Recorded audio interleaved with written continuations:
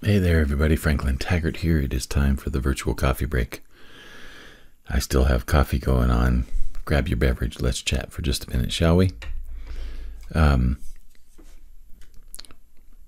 that's kind of bubbling for me tonight is recently read an email from Michael Roderick, who was a recent guest on Your Own Best Company, and I was a guest on his podcast, but that episode probably won't be released for another month or so, or a couple of months even. But Michael is someone that I really have grown to respect a lot in terms of his thoughtfulness, and the ideas that he brings to the table are compelling and interesting. And he runs a mastermind called Hitmakers. And Hitmakers is just a group of creative entrepreneurs who are, trying new and innovative things, and they're bringing their creativity to the table, 100% and then some. And one of the things that he said in his email that just really caught my attention was that there isn't any one creator out there who knew for certain that what they had created was going to be a hit. And I think that that's an important thing to understand. And it's an important thing to explore. And the reason that I say that is because a hit generally is a piece of creativity or some kind of a creative work that really, for some reason, has mass appeal, and it becomes not only a piece of entertainment, but it becomes a cultural reference, and it becomes kind of a marker in time for what was happening in a place and time. So when we look at things like hit songs and hit books, bestsellers, and artists who take the world by storm, the hits are those works that, for whatever reason, just really captivate and resonate with a large group of people. And one of the things that Michael said in his email that was just really perfect was that the creator is not the one who determines whether something is going to be a hit or not. It's the market that determines whether something is going to be a hit or not. And one of the things that it reminded me of is I've heard hundreds, if not thousands, of amazing songs that you will never, ever hear. And the only reason that that's the case is that these songs were written by people who don't have a broad audience, and yet they're extraordinary creative pieces of work. But there is not a market that has, responded on a bigger scale and said, yes, we like this. But the quality of the song has very little to do with it.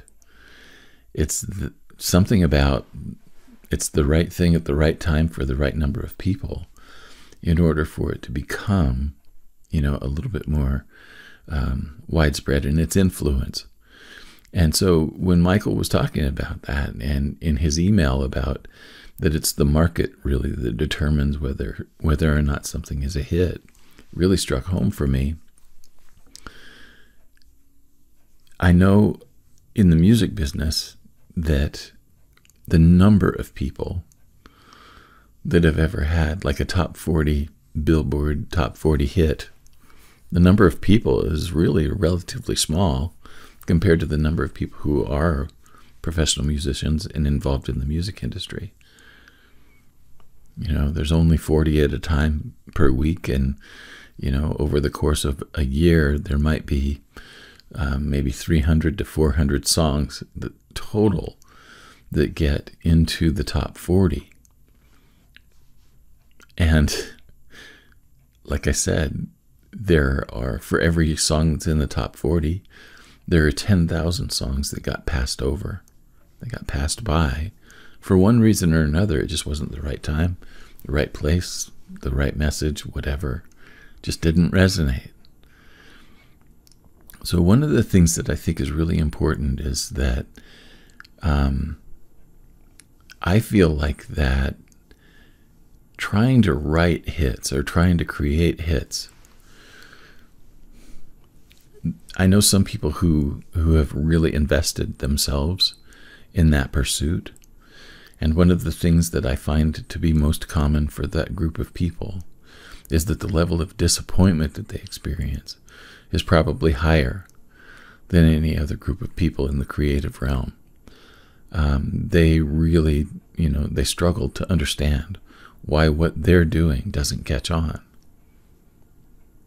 And quite honestly, the quality of it doesn't have much to do with it.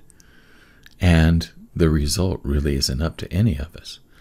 It's up to the market, which is a group of people that are, willing to buy something, right?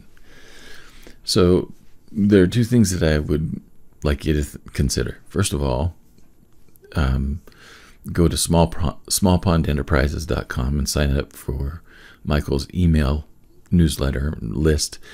He writes I think it's like 5 days a week email, and it's his insights, and they're definitely worth registering for. And then the other thing that I would encourage you to do is to create what is resonant for you and work to find the other people that it's resonant for as well. It's possible that it could spread beyond, the circles that you already have. Anything's possible. But I think going out there and intentionally trying to write a hit for most people ends up with a pretty dissatisfying experience.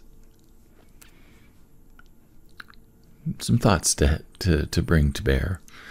And that's also not to say that you shouldn't create at all if you're not going to create a hit.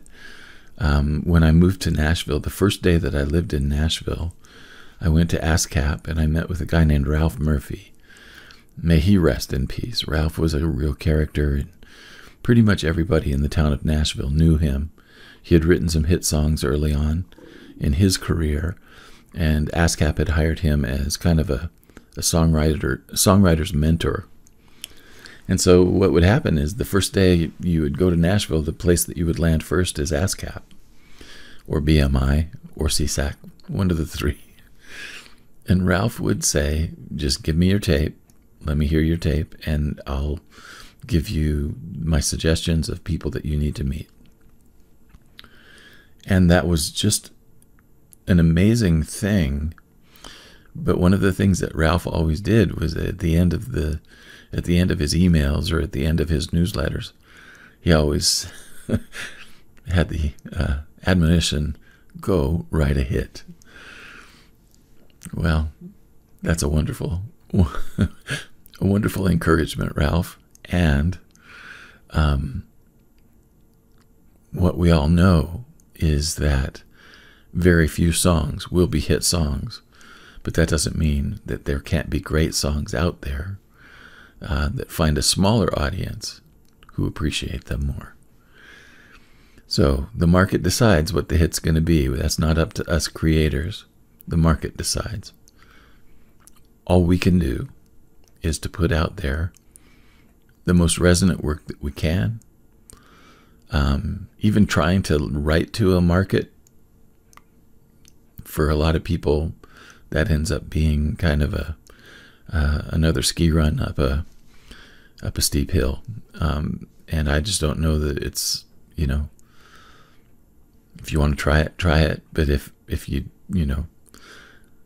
want to stick to your own guns, stick to your own guns. In any case, the market decides, and that is the message for today. So here's what I'm going to say.